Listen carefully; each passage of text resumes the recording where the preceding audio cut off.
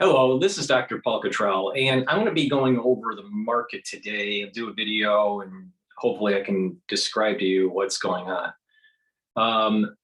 Before I go over the opening for Friday, since I'm recording this after the open, so it's 9:38 New York time. There is a banking crisis that is happening. Now, the question is, why is it happening? And everyone has their own opinion, but I have my own opinion on this.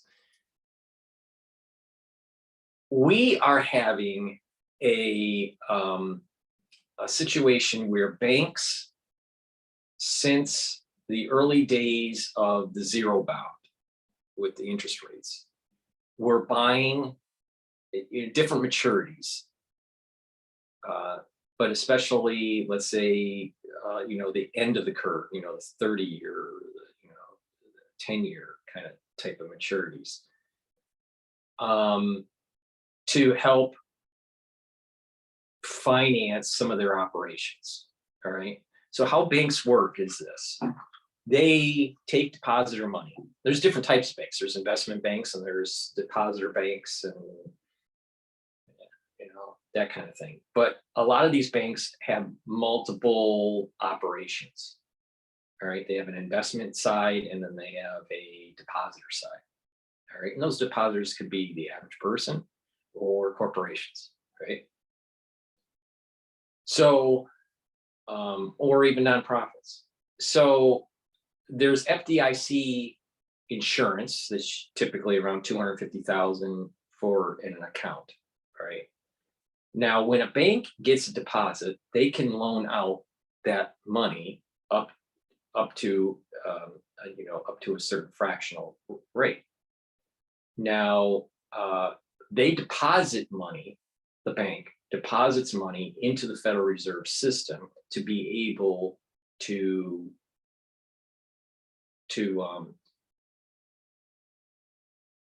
show stability, quote, show stability. So you can have fractional reserves, all right? So it's called fractional reserves.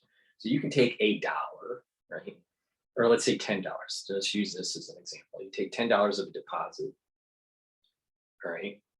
And you take one of those $10 in the deposit and you can deposit it into the Federal Reserve System. Now you have $9 left on your bank as an amount that could be loaned out, right? I believe the fractional reserve, when I was back in my PhD days, I think it was around 30. I think it was around 30% or something like that. So so it was basically $3 for every $10, something like that. It was. They may have tightened it, they may have loosened it, depending on which cycle you're in the banking cycle, but around there. All right.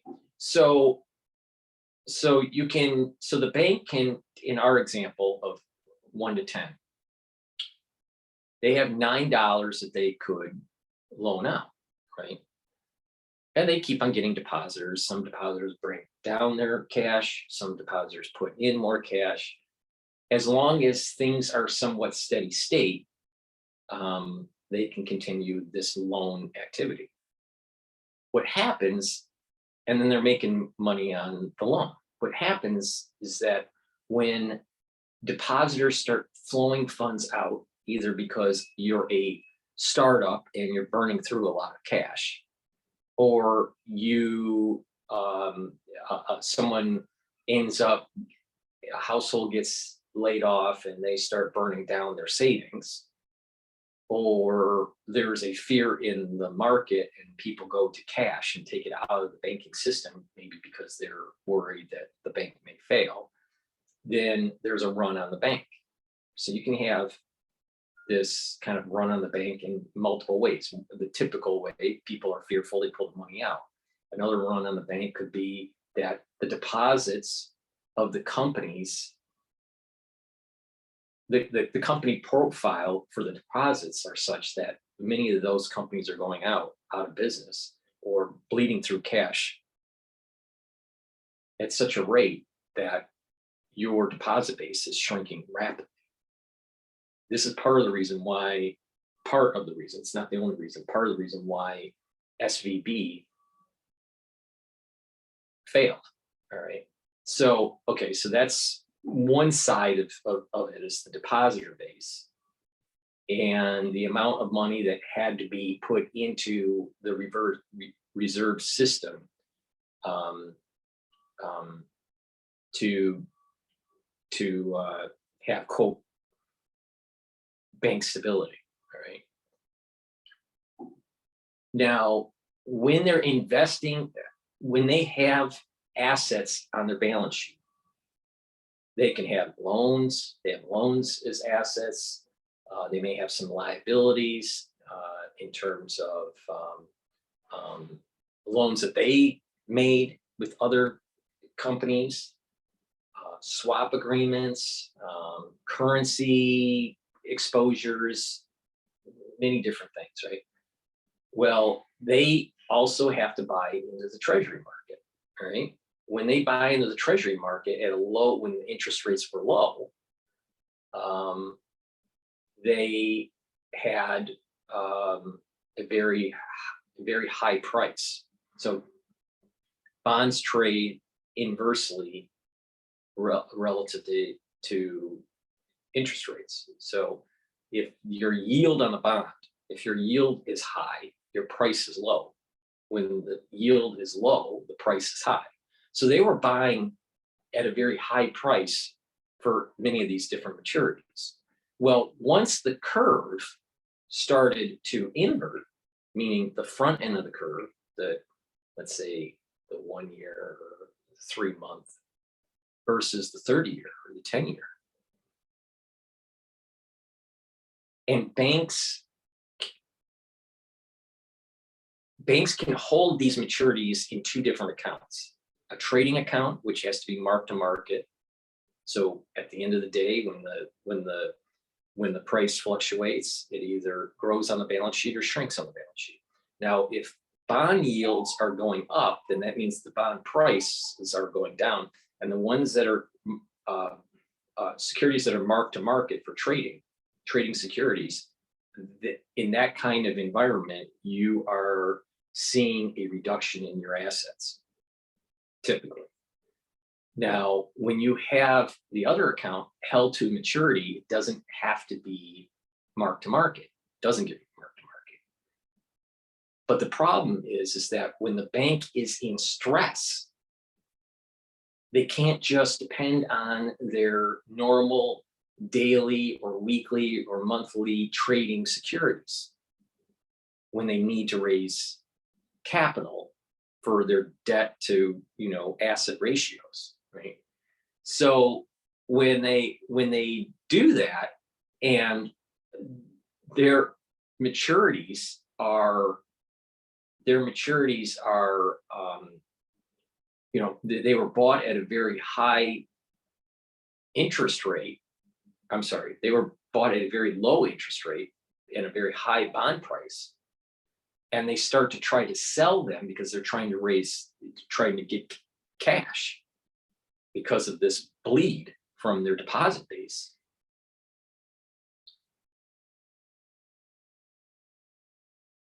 When they sell it, it's at a loss.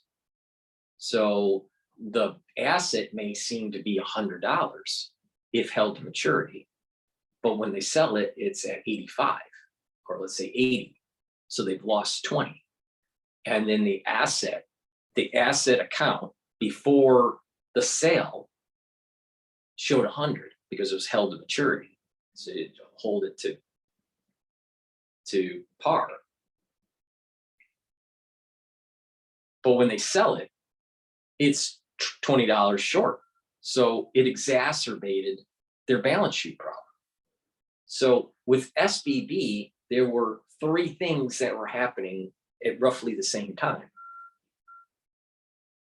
All right. First, they had exposure to crypto companies that were starting to falter. So those deposits started to shrink. Startups in tech and in biotech were also bleeding through their deposit base because they're not making any money. So they're also stressed. So that deposit base is starting to shrink and shrink and shrink, and their balance sheet starts to shrink and shrink and shrink. And the bank has these loans out that may not be performing now because they were loaning out to startups. So they also have non-performing loans. All right. So they have to raise capital, or they have to, they have to raise cash.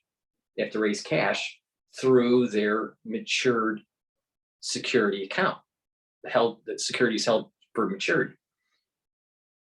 So their deposit base is starting to shrink. They're starting to get some stress with performance of the loans, right? They probably had assets that were starting to not perform so well in the market, in their trading account. And the concern by Peter Thiel, about, well, this may not be a going concern company or bank, and you might want to pull it out. So there was a fear in that, and other depositors started to pull out. So you had depositors pulling out, you had startups that were not very viable bringing down their deposit base, you had some non-performing loans that are affecting the bank, and then you had this yield curve exposure that, as the interest rates were going up, their securities held to maturity were actually more fragile than what the accounting was showing. So when they had to tap into the hold to maturity account, and they sold it at a loss, because the hold to maturity is saying, oh, we bought it at 90, the value of this is 100, and we sold it at 80, so we lost $10, right? But we're talking millions or billions of dollars in magnitude here. So that's what was happening, or is happening, in these different banks, especially SVB. Credit Suisse, again, poorly managed. And as the market is starting to stress, as the Federal Reserve is starting to raise interest rates, these banks have a similar problem. They have too much exposure on the back end of the curve. Now, people would say, well, it's the Federal Reserve's fault for this. And, economics has multiple complexity, right? And banks, over the whole regime of low interest rates, were borrowing at a low rate from the Federal Reserve. All right. And could lend out and get a spread. So they were making money on this low interest rate environment. If they were borrowing from the Federal Reserve at 1%, right, but they were loaning out for mortgages or different corporate loans at 5%, right?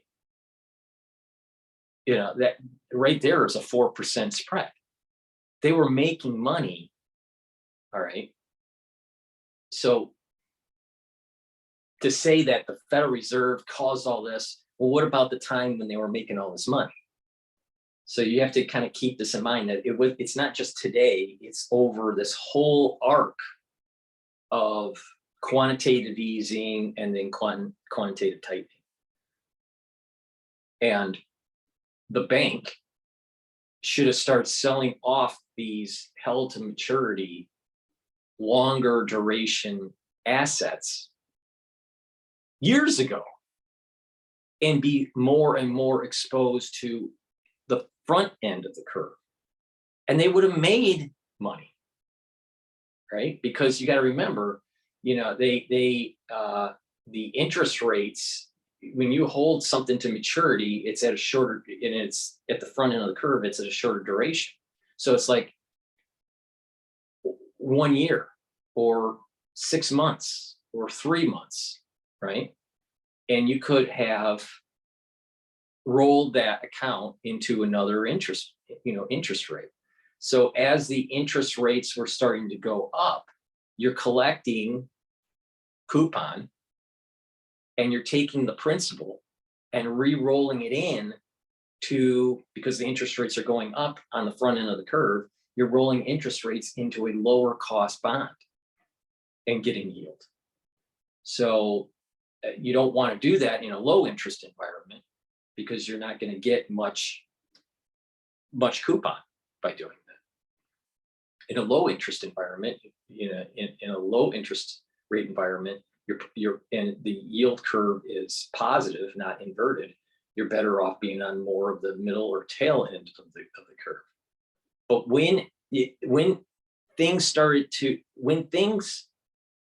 the signs of this in terms of their curve interest rate risk management should have been done 2 years ago. So you can't blame the Federal Reserve for their poor risk management, is my point. They should have been less exposed on the back end of the curve and more exposed in the front end of the curve. And so you have people on the internet saying, well, the Federal Reserve forced them to buy T-bonds. Yeah, but you want that, because if you don't, you're going to have problems in their ability to raise funds. Think about it. If they didn't have any held to security, if they didn't have any securities held to maturity, this crisis would have precipitated much faster and earlier than it did, because they were forced to have assets. So, there is a, that helps to stabilize the bond market too, when you have these things. So, so to say that it's the Federal Reserve's fault, no, I don't think so. I think that these banks were too on autopilot with the back end of the curve and holding these things into security, hold securities for maturity account, so they didn't have to mark to market, and they were faking the balance sheet. That's basically what was happening. Poor risk management, faking it legally using accounting. There's a big debate though, maybe through accounting, securities held to maturity should be all marked to market. That way in real time, what the balance, the real risk exposure of the banks are. But if the regulators at the Federal Reserve, either at the regional level, state level, or at the federal level, did their job and looked at the risk exposure that was taking place at the back end of the curve in these securities marked to maturity accounts, the warning signs should have been all over the place for many, many banks, not just SVB. And so this is the reason why we're here in, Key Bank and, Credit Suisse. Credit Suisse is a different issue. I mean, it's been poorly managed for a couple of years now. You have First Republic Bank having an issue. So you have all these different banks that have a similar problem with exposure to the back end of the curve with their held to maturity account. All right. So failures that are taking place in the banking industry is that as their futures positions, as their exposure to companies that started to fail in the crypto market started to manifest on the balance sheet, they had to shore up the balance sheet to make sure that they were, they were liquid. And as these things were starting to unravel, you found out that their back end of the curve risk exposure was far greater than it should have been. 2 years, you gotta remember, the Federal Reserve is saying we are changing our rate policy and start moving. These banks should have started paring down their securities that were held to maturity that were on the long end of the curve and move more and more to the front end of the curve. And you can adjust more quickly when you're holding a 3-month or a 1 year versus holding it for a third year, and play it that way. If you're in rising interest rates, you want to, and you're in the bond market, and what you want is think in terms of coupon payment, think in terms of your interest rate. And when it's rising, be on the short end, monthly, 3-month, year, but no more than that, all right? Because as the interest rates are going up, you can readjust. So if interest rates are going up quicker, you want to be in a 1 year or a 3-month, 1 month or a 3-month security. And then you roll over and you're into a new interest rate. So you're gaining more. So you lock in at, let's say, 2% for a 3-month. And then maybe it's 2.5% when you roll it over after 3 months in rising interest rates. The interest rates aren't going to fluctuate up and down when you're talking about Federal Reserve policy that drastically, day to day or month to month. You basically can see the staircase of what the Fed policy is. If the Fed policy is moving interest rates up, then you want to be more exposed to the front end of the curve. And then you're getting interest off of that front end of the curve and you're rebalancing. Now, when at the time of rebalancing, let's say you bought at, let's say 3%, you rolled it over a few times and you're about ready to, those securities reach maturity, then what will happen is, let's say the Federal Reserve started to lower rates.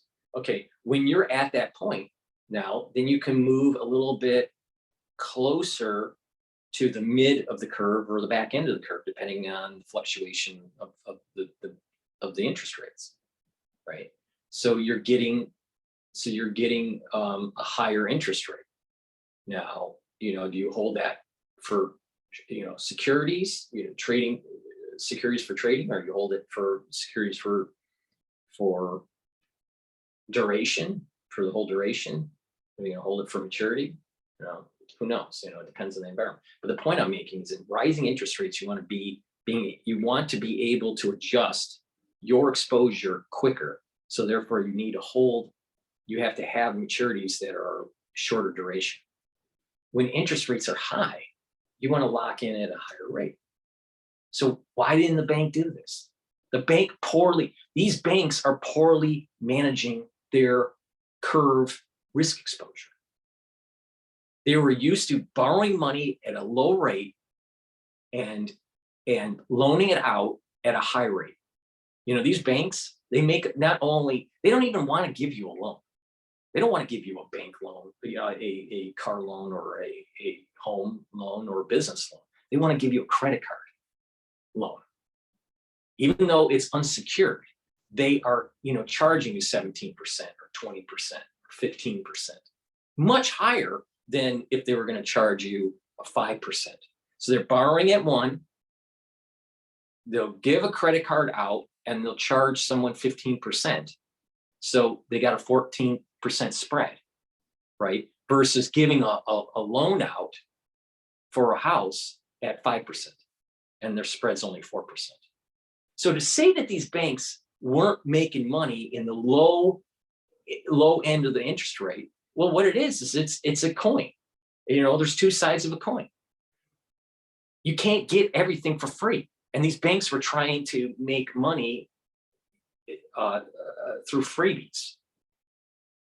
And when you poorly risk manage, when the regime changes, when the interest rate regime changes from the Federal Reserve, they should have changed their risk curve exposure.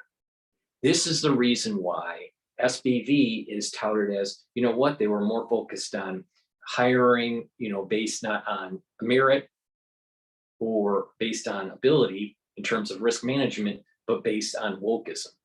People are starting to mention now that, well, they donated to Black Lives Matter.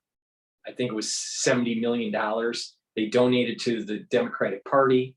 That, you know, they were tied to crypto. They were doing things that weren't prudent as a bank to do.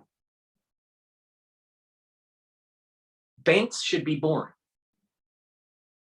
You get deposits, you buy securities, you manage your risk exposure, and you grow slowly. When a bank grows fast, that's a problem. When the bank industry grows fast, that's a problem, because they're playing with derivatives. They're playing with funny money on the balance sheet, hiding risk, and eventually it all blows up. And that's what we're playing right now. So it's not the Federal Reserve's fault. The Federal Reserve has many problems, all right? I'm not pro-Federal Reserve. I'm not anti-Federal Reserve. But individuals that think that the crypto market didn't have something involved in this isn't paying attention. Companies have exposure to crypto, either directly because they have bought into the futures, or into the derivatives market. They loaned out to companies that are trying to be either miners or platform houses like Silvergate, right?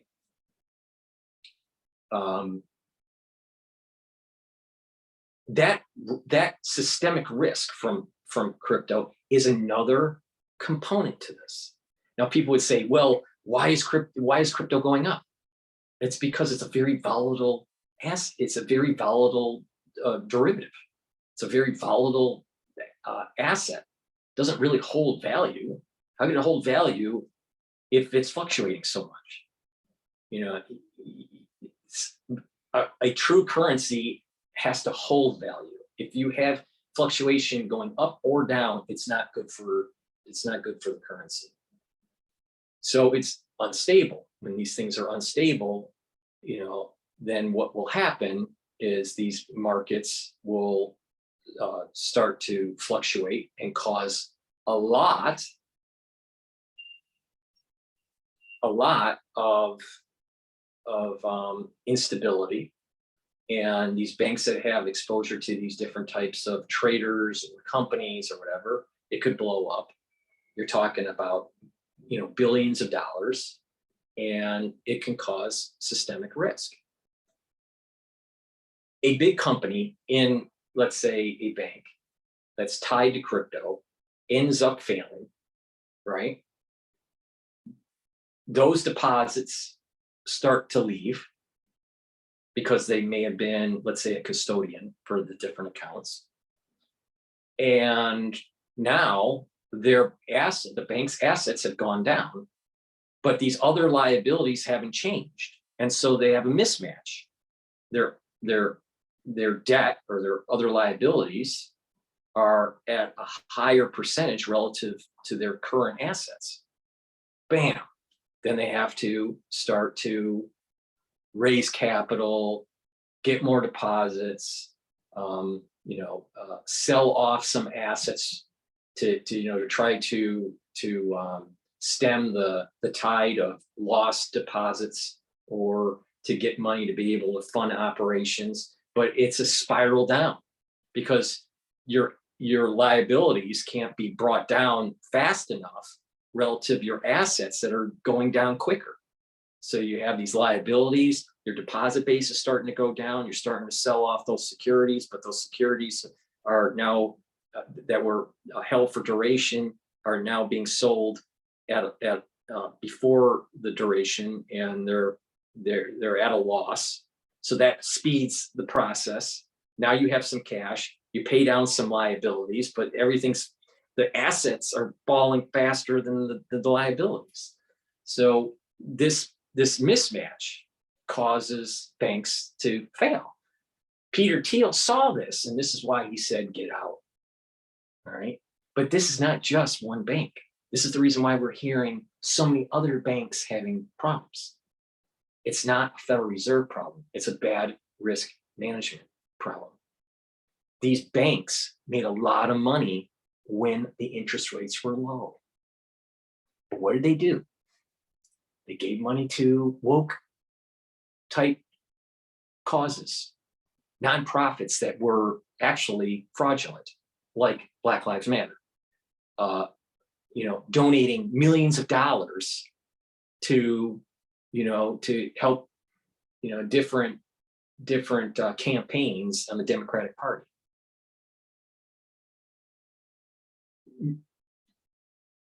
A compensational package for the ones that were managing these divisions that were far beyond their ability. SVB's compensational package annually was way too high for the stupid risk management that was taking place. You have other banks that have been habitually poorly managed, like Credit Suisse. You just look at the stock price. You look at the business news, or their filings, and you can see on the balance sheet that it's just poorly managed, and it was a slow spiral down. Not all banks, though, have this. All banks have this risk exposure, but some banks manage their risk much better, and they're a little bit more solid because they have other business units that can help fill the gap. JP Morgan, let's just say, is one. So your big ones, JP Morgan, Citibank, Bank of America, Goldman Sachs. And Goldman Sachs is kind of not really a depository bank, but sort of is. And Goldman Sachs is a different animal. But the point here is that you have big banks that do have risk exposure, but are probably managing the risk exposure better. All right, they have more shocks. It's like a car. If you don't have any shock absorber, you're going to feel every single pothole that's on the road. Well, if you have a very good shock absorbing system, you're not going to feel anything. It's going to be nice, smooth, even though there's a lot of potholes in the road. And I would say that with that analogy, JP Morgan is kind of like a really good shock absorber car, right? Well, you have these other banks that have failed struts, failed shocks, and what will happen is you're going to feel all the undulations of the market. So I don't feel bad for these banks that were starting to fail because of poor risk management, right? As they were making all this money when it was low interest rate, they should have saved for a rainy day instead of buy back stock, spend money on woke programs.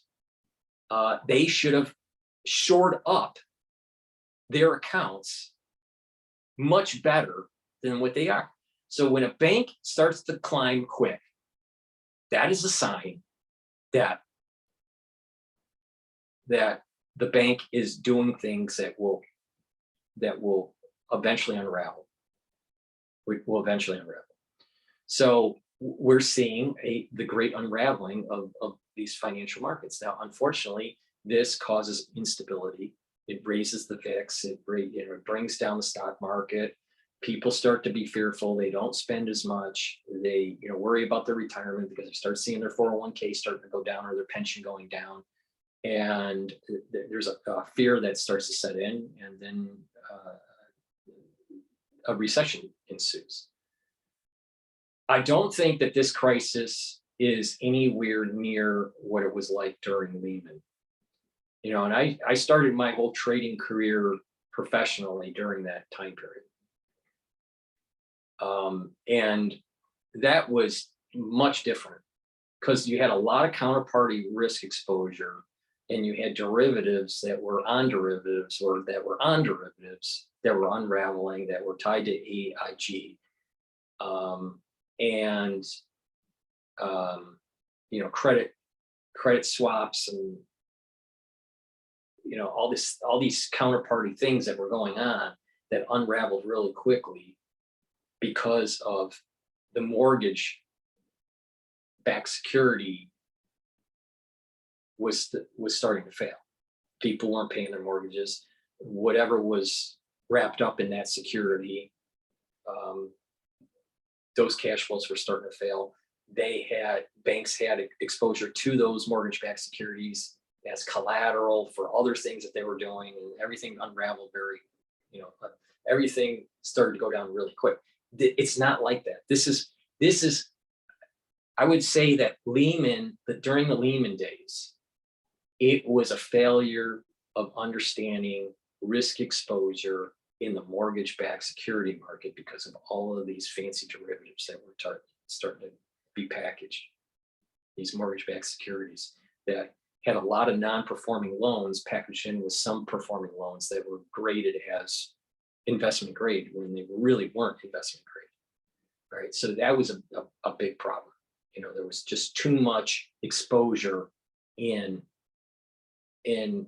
mortgages if mortgages started to fail. In this case, we don't have that. We have bad risk exposure to the interest rate curve. While the economy is relatively robust at this moment in time. I mean, it's amazing how robust it is, but it's going to go into a recession. Some of these people are saying maybe a 2% increase in unemployment. That would put us into about closer to the 6 range. I think unemployment's at around 3.7. So I don't know. I haven't looked lately, but you know, it's around 3.7 or maybe 3.6, something like that. So, you know, 2 extra percentage points, you know, 5.7, 5.8, 6%, something around there. Natural rate of unemployment is about 5, you know, which is what the current thinking in economics theory is.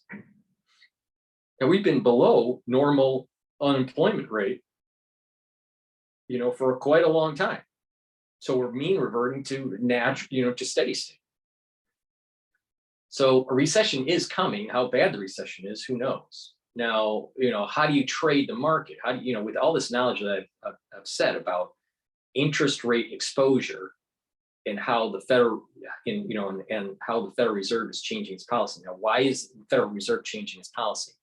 All right, they have a dual mandate: price stability and employment, full-time employment, full employment in the society. Depending on what you call full employment, you know, I'd say it's 5%. But okay, so that's their dual mandate. Well, they were starting to see, and they should have saw it a long time ago, but they were starting to see, they were too late to the party. Inflation, all right.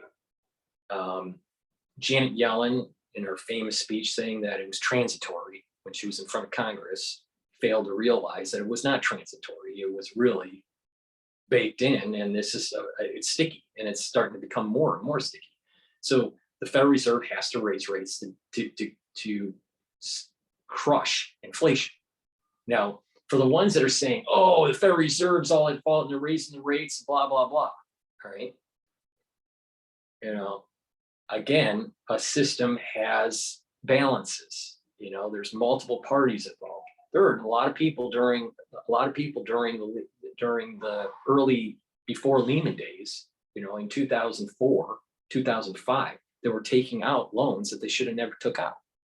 They were subprime borrowers. That led to a prime borrower crisis. So loans were being given out to people that the bank shouldn't have been given. That was a problem there. And people didn't have the wherewithal to realize that their means could not afford the loan that they were going to be given, especially if the economy started to falter, which it did, depending on different parts of the nation. It was around late 2006 when the crisis starts. in automotive. And then it starts to get closer into the economy in 2007 and the unraveling of Lehman, you know, and that whole crisis from 2007 through 2009, right? So individual households, individual households were a part of the problem, all right? Now, to just say it's only the Federal Reserve is not being truthful. I mean, there were many households that caused the problem, but there were many banks that also, regular banks, JP Morgan, for example, was a problem, or Wells Fargo, or Washington Mutual, or, you know, there were a lot of different banks that were giving out loans because they thought at that time that they could package a security that had subprime borrowers get a investment grade mortgage-backed security rating and sell that security off of your balance sheet, and the bank would not have that risk, not realizing that when you're transferring toxic assets to someone else and they start to fail, it's going to affect everybody, even if it's not on your balance sheet, because of just, you know, secondary, tertiary, you know, connections in the economic system. That was the big failure of Lehman, is not understanding that if you pull something off of if you transfer an asset that's risky to someone else, you don't have any problem. No, that you do have, you still have a problem. It'll come back to hit you, and it did. And that's what exactly happened during the Lehman crisis. That situation is way different than what we have today. Way different. It's not as bad as the Lehman days. It's not as bad as the Lehman days. So don't think that you know that this is going to end up being kind of a Lehman crisis. A lot more would have to happen for it to end up like that. So I'm not worried about it. So I want to, before I go over the market, I want to, you know, bring up my perspective on why the Federal Reserve has to raise rates. Now, there's going to be people go, oh, the Federal Reserve, they're going to hurt me and blah, blah, blah. You know what? There are people that did well during the zero bound, were able to buy homes, be able to build businesses, you know, they're,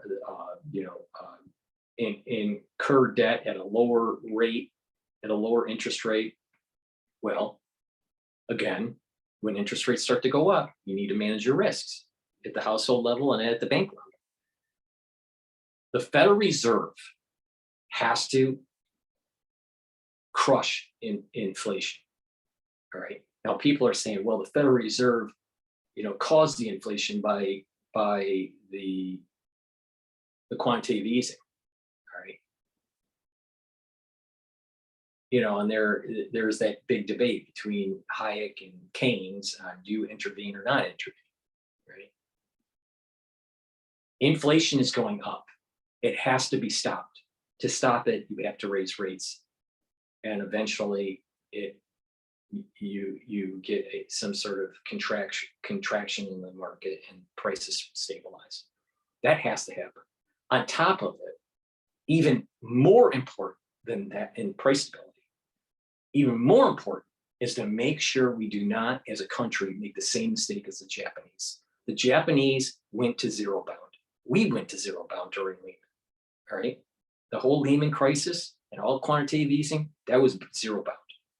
And that if you go to negative interest rates, then you're in trouble. The country is in trouble, all right?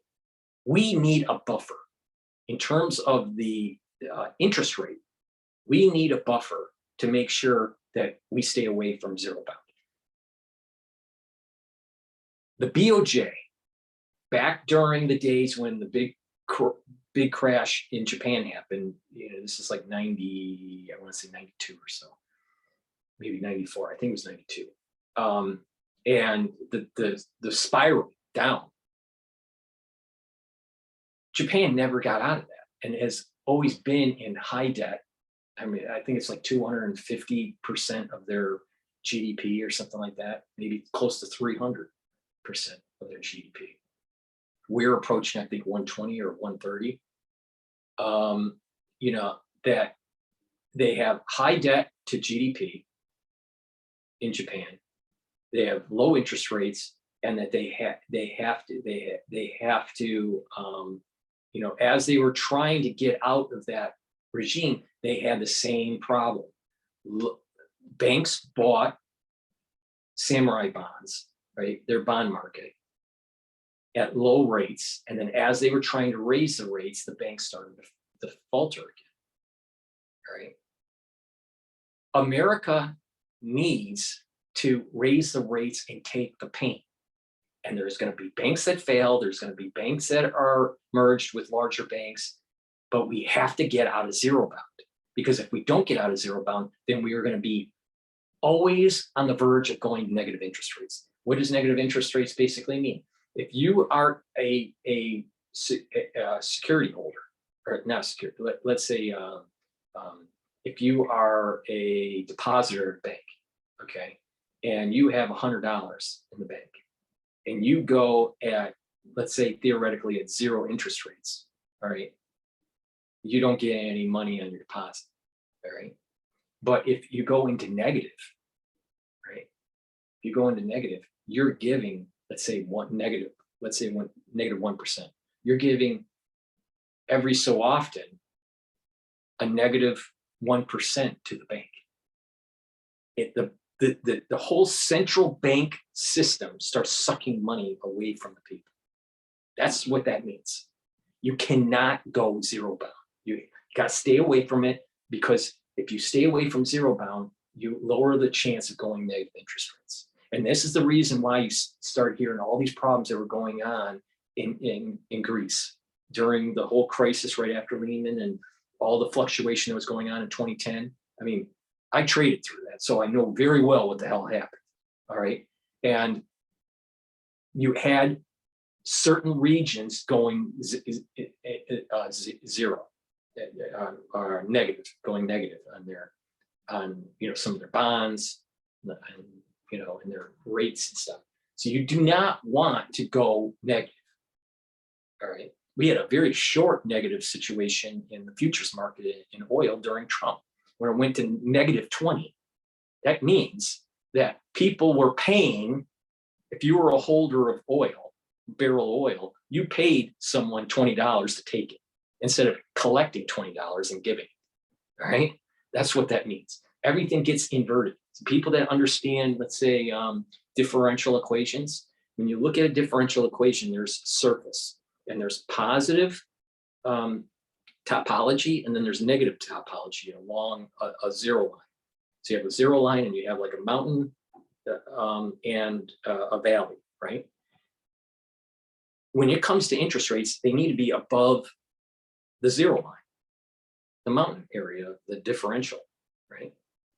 But when it goes negative, it changes the regime of how the society is configured. Things go upside down, and that is dangerous. The Federal Reserve needs to get out of zero bound. And to get out of zero bound, that means killing the banks that are not managed properly, and to bring up that interest rate up to, you know, something that is more stable. Maybe it's 7%, maybe it's 8%. You know, it's probably around, you know, some sort of like 7 or 8%. You know, having such low interest rates for so long was not stable. It was not a stable system. You know, you want a 2% growth rate. You don't want to be at zero bound for interest rates, and you want, but you don't want it too high. You don't want it too low. That's the, you know, there's a Goldilocks thing. Maybe it's 5, maybe it's 6, maybe it's 7. It's not 10, and it's not 1, right, for interest rates. Because when the Federal Reserve needs to intervene in the market and give some liquidity and have some fluctuation, they have some room to play. They're at 6, and they need to bring down the interest rate a quarter point every quarter or every month. They have room to go from 6 to 4. But if you're at 1, you only have 4 reductions before you're at zero. That's the problem. That's the problem that they have in Japan. And this is the reason why from 1992 to now, they have not been able to grow their economy because of poorly managed BOJ policy. They were trying to, they had a bunch of zombie banks, and they kept the zombie banks alive by making sure that the rates were low. And then the economy just doesn't grow. America will be booming after we get through this crisis. Very bull. You should not be negative on the United States in the long term. In the short term, there's going to be volatility and more bank exposure, and people are going to need to be bailed out, and some are going to fail, and you're going to see the market go down. But then once we clear the deck and we have higher interest rates that are stabilized, I don't know what that number is, maybe it's 6 or 7, somewhere in there. But once it's stabilized, then the Federal Reserve has room if they need to intervene. But stay away from zero bound. Zero bound got us because of a major meltdown in one of the biggest asset classes that there is for most of the society, and that is property, homes, mortgages, right?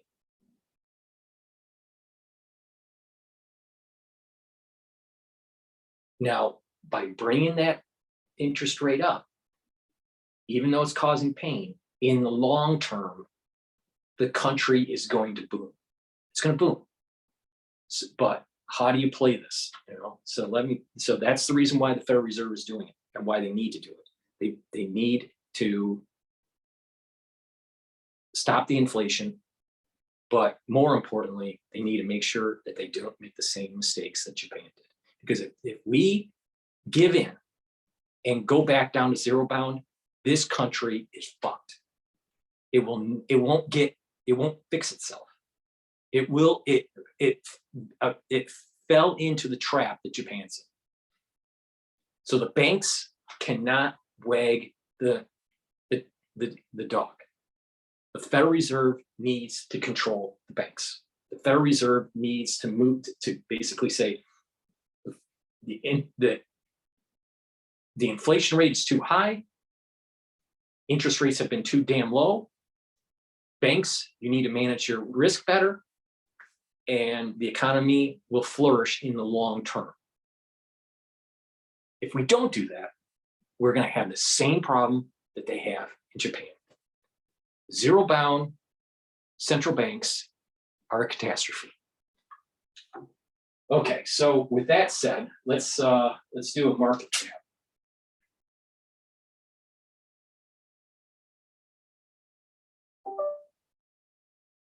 All right, so what I want to do here is talk about now it's around 10:30, so the market's been open for an hour, so things kind of stabilize. When the market opens up, it will go it's a little volatile in the first 15 minutes because they're clearing orders that have been put in at the beginning of the day. Another volatile point is near the end of the day when institutional investors come in and try to deploy cash or pull cash out. All right, so the oil market, the futures market, the oil is trading at 66. Brent in the morning was trading at below 70, I believe it was, or around 70. So the oil market for the United States is at 66. It's going down. It's been going down. It sold off. It was around 74, 75. And then during this whole banking situation on Monday and on Friday, oil was starting to sell off. So there's a continued sell-off in oil. Now, there are positions to take advantage of this kind of thing. You can look for ETFs that are long and short for a particular asset class. In oil, you can look for ETFs that are longing oil and shorting oil. And then when you're looking at the market and it's shorting, it's going down, then buy the short ETF. If the market is rallying for that asset class, then you buy the long ETF. So in this case, for intraday trading, because the market is going down, the best way to handle the oil market is to buy DRIP, and that will appreciate during a downward trend of the oil market. If the oil market starts to go up, then for the intraday trade, the best thing to do is buy Gush, for example. So there's a couple things that I look at for risk to understand risk. Selling off of oil is a sign of risk. Higher VIX. So if you're in the 15 range in VIX, things are stable. You start getting into the high 20s, 30s, then things are going to be more volatile. And that means that risk's in and things are going to start to sell off. So you can look at two different ETFs that are leveraged. I am a leveraged kind of trader, so I take more risk. So you can buy the SPY for the S&P 500 if you want to long the market. If the market's going up, buy. All right, but if you want to capitalize on a downward trend, I take a look at two different ETFs, SPXL and SPXS. XPXS is short, so if the market's going down, that will go up. SPXL, if the market is going up, that will go up. So that's how you play both sides of the fence here. When I said you got to be agnostic, I'm an overall long bull, but there's going to be times where you can benefit from the markets going down, and you can benefit when the markets are going up. And the way you do that is by looking at an ETF and many different asset classes have this. You can do this in tech too. They have ETFs that are long, and there are ETFs that short. And you got to remember, the short ones, the ones that short the market, those are higher risk, and you got to pay attention because usually markets go up when you look at the aggregate. So short-term plays can only, shorting the market is a short-term play, not a long-term play. So you need to really pay attention.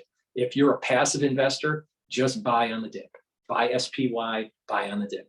But if you're an active trader, then you can play with these ETFs, the short and the long. And then if you want to take risk, you can use leveraged ETFs. I use leveraged ETFs. So another risk that I look at, not just oil, VIX, but I also look at the currency market, especially the Japanese yen to the USD. And that has been the yen has been strengthening. That is a sign that there's systemic risk that's starting to build up. And when you look at the currency market, when you look at the VIX, it's the US S&P 500 risk. When you look at oil, that's more global. When you look at the yen, that's global also. So looking at these indicators will help you understand, is risk building up or not? If risk is building up, then the market's most likely going to go down. If risk is starting to ease, the markets are going to go up, and you can trade accordingly. So the Dow right now is down around 428. The S&P 500 is down 45. So it's a down market right now. VIX is trading at just under 25. So it's going to be a bumpy day. It's the end of options for the week. So there's going to be repositioning in the market. I suspect that it's going to continue to go down today, and then there'll be a little, it'll maybe be negative at the end of the close, but not as bad. So like right now, the Dow is at down 420, It might be down 100 because around 3 o'clock or so, 3:30, you have institutional investors coming in and deploying cash. So there's rebalancing that's taking place right now in the options market.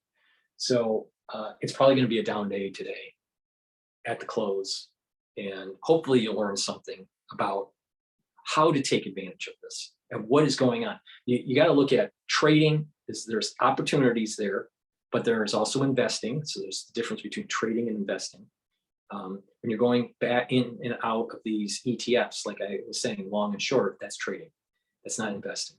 Investing is buy the dip and hold, right? So markets are still going to be volatile for a while. But once we get through this process, the market's going to rally. Probably at the end of the year. But it's not going to be railing hard, anytime soon. There are some key support levels that I want to bring up.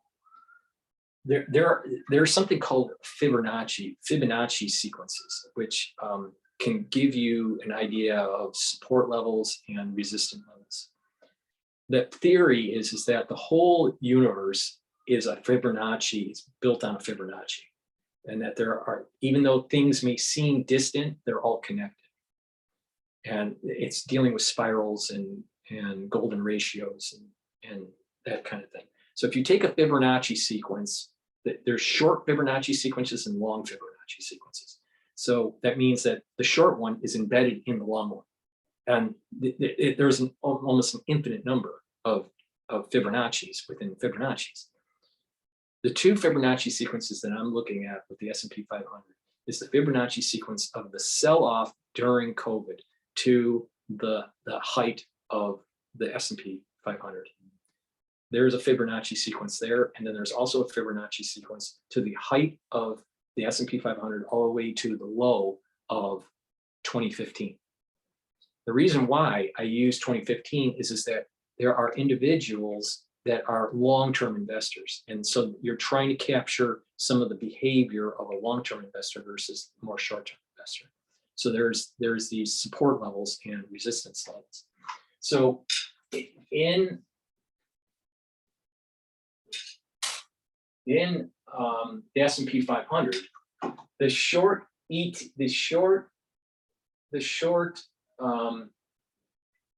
Fibonacci, the support level is at 381. So if you look at the S&P 500, 3,810 or so is a major support level, based on the behavior of traders that were severely affected by COVID, all right, crash. And then the longer 2015 support level is at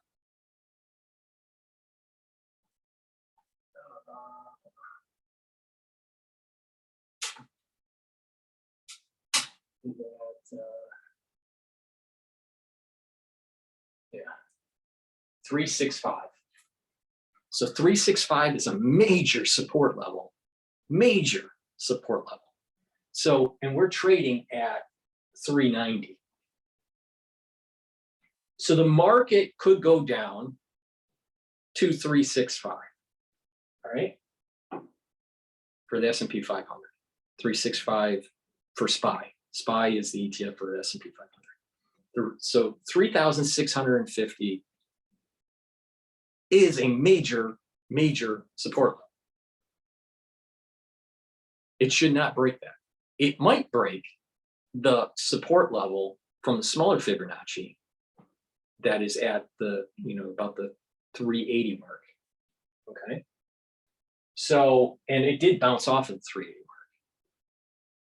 Now, if you paid attention to what I have been saying for a while now, I said, when the market was starting to go down, go into cash. Well, now what you need to do, if you are an investor, not a trader, but an investor, start deploying some of that cash into the S&P 500. you know, depending on how much that cash is. But, you know, if it's a substantial amount, put in 10%. Wait for another down day, put another 10%. Wait for another down day, you know, a week or so later, put another 10%. And what's going to happen is you're going to start getting a decent dollar cost averaging in that. All right. And that reduces, even though it may be going up overall, you are positioning yourself for the big rally that comes after this whole crisis. Right.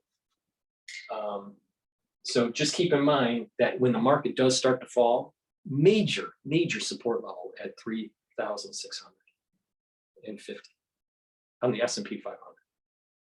I'm not a big fan of trading like individual stocks like Oracle or Facebook or Meta or whatever, or Twitter, or, you know, because there's too many idiosyncratic risks involved in a particular stock. But when you trade the market, you get rid of that idiosyncratic risk, and you're just looking at looking at things that are systemic risks. So, so that's the way to play this. On the dip, start to deploy some money if you're long term. If you're short term trader type, it's day to day. Some days you're going to be shorting, some days you're going to be longing, and you know, you gotta manage your risk accordingly. So that is an update on the market. Hopefully you learned a little bit, and on my perspective on why the Federal Reserve needs to do what they need to do, what's happening in the market. In short, the Federal Reserve needs to raise interest rates because their interest rates were too low for too long, and we cannot make the same mistake that the Japanese made, the BOJ, with being zero bound. 2, we got to start flushing out some of the risks that have been building up on the balance sheet for years, and better risk management at these banks. The only way to push that is to give them pain.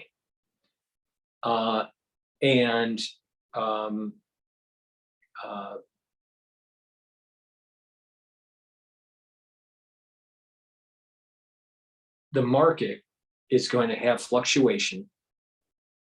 And if you're a trader, or you want to be an active trader, you can take advantage of these ups and down swings by looking at different types of ETFs. Thank you for listening. Please subscribe to all my channels. I have 3 YouTube channels. I have Bitchute, Rumble, and Brighteon. Please subscribe to all of them.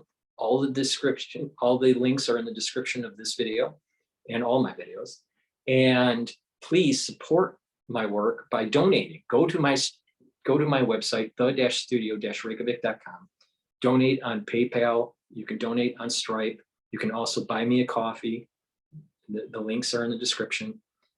That will help support my work. You can subscribe for a nominal fee and see my content on Patreon. Hopefully, what I told you can make you lots of money, give you a better idea of where things are going, and you can profit accordingly. In addition, please go to my store, the-studio-reykjavik.com. Link is in the description, and you can purchase different products that I offer. I offer nano silver, gels, liquids, lozenges, and soaps. I offer C60, which is a very strong antioxidant. I have all natural deodorants, and I have a plethora of different supplements through Boomer products. So one product that I have is silver gel. Right, this is through Amio. This has a nice dispenser for the gel. This is great to put on your hands, put it on to a wound. It'll heal faster, a burn.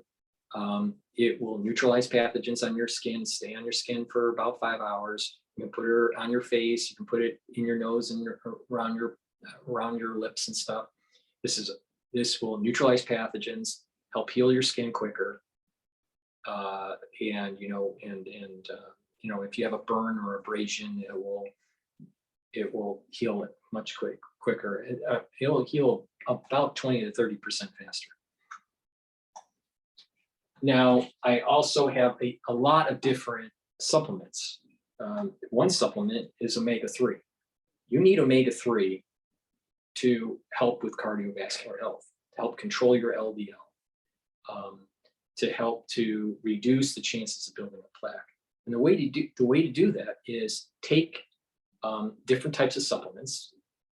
One is omega-3, but you also take it with K2, MK7, and take D3 and ashwagandha, and that whole, and C60. That whole combination will reduce the inflammation, reduce the chances of LDL being oxidized, and reducing the chances of building a plaque. And over time, it actually reduces the plaque.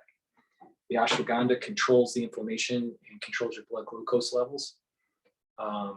The D3 and the K2 help with reducing the calcium depositing, and the C60 is a very strong antioxidant that reduces the chances of the LDL being oxidized, and that LDL oxidation is eaten up by macrophages that are responding to the inflammation, and then they end up being foam cells that end up being the actual plaque that's in your arteries.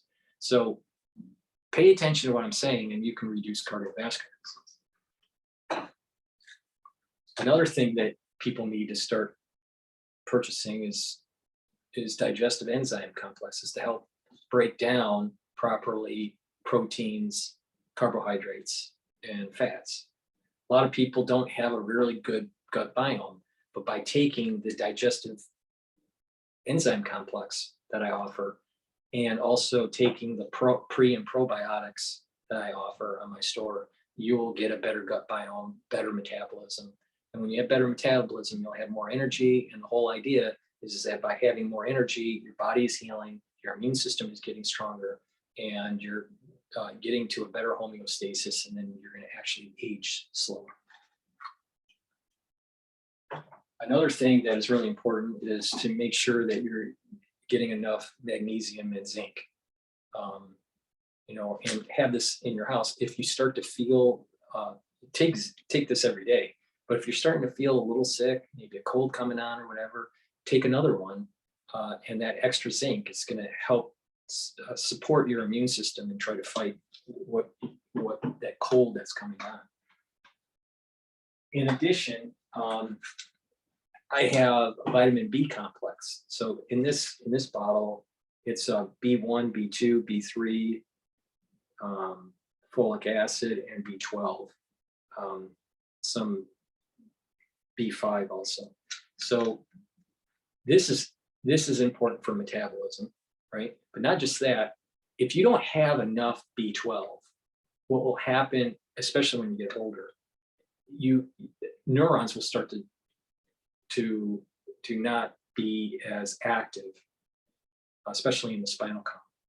And to prevent that degeneration that's taking place, having enough B12 will help support those neurons. And you'll have, by supporting those neurons, you'll be able to feel your extremities better, but you'll also be able to coordinate. So ataxia will be diminished.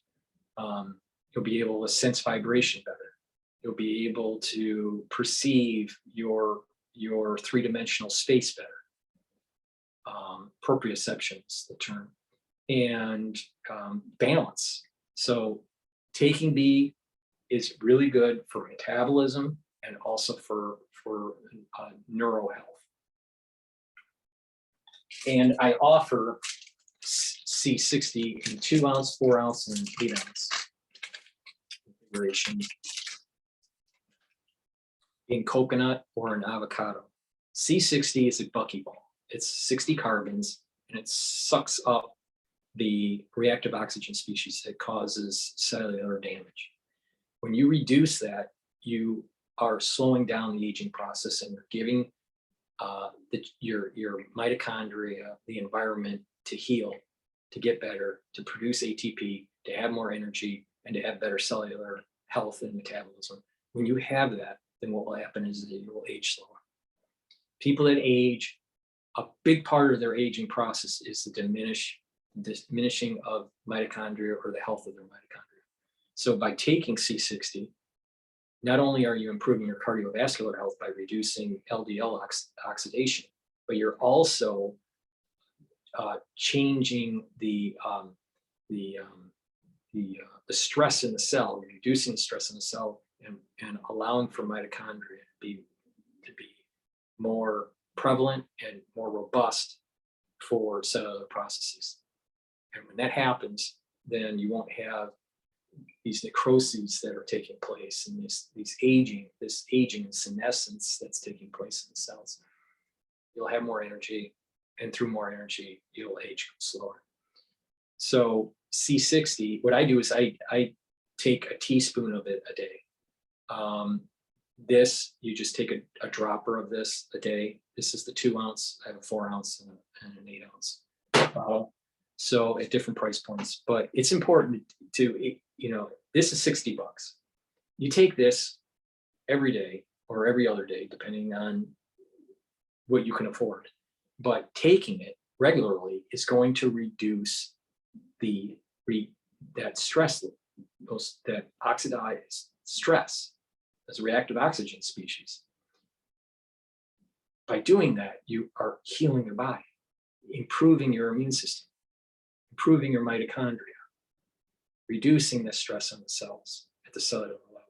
This is really important stuff to be able to slow down the aging process. And that even if you're like someone that is an athlete, either in cycling or in gymnastics or running, whatever, weightlifting, by taking like turmeric and ashwagandha and C60, you're going to have your recovery times are much quicker, because when you're exercising, you're producing reactive oxygen species.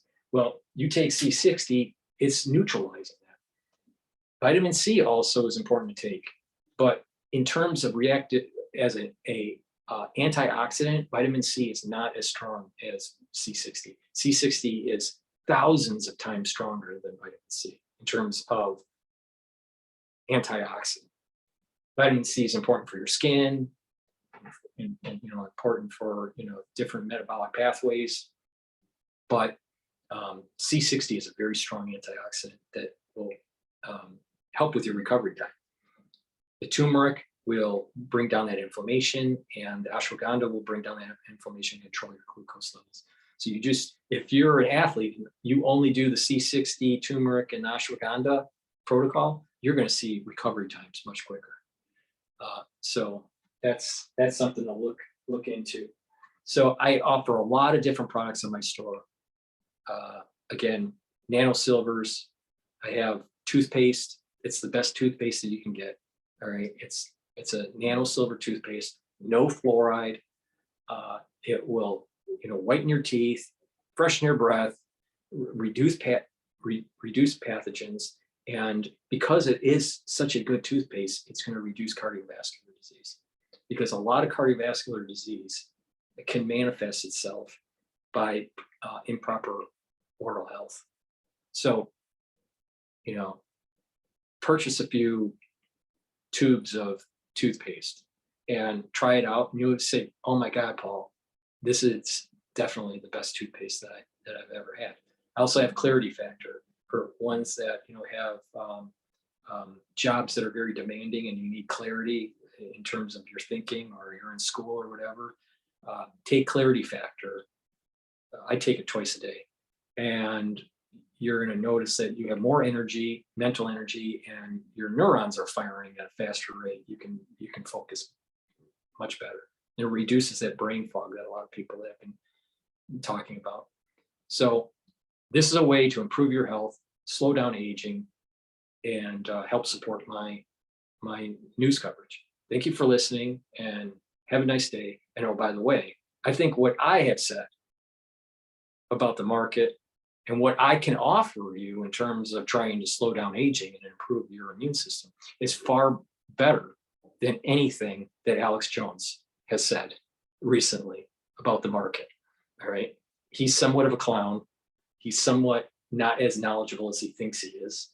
And my toothpaste is way better than his. Thank you for listening and have a nice day.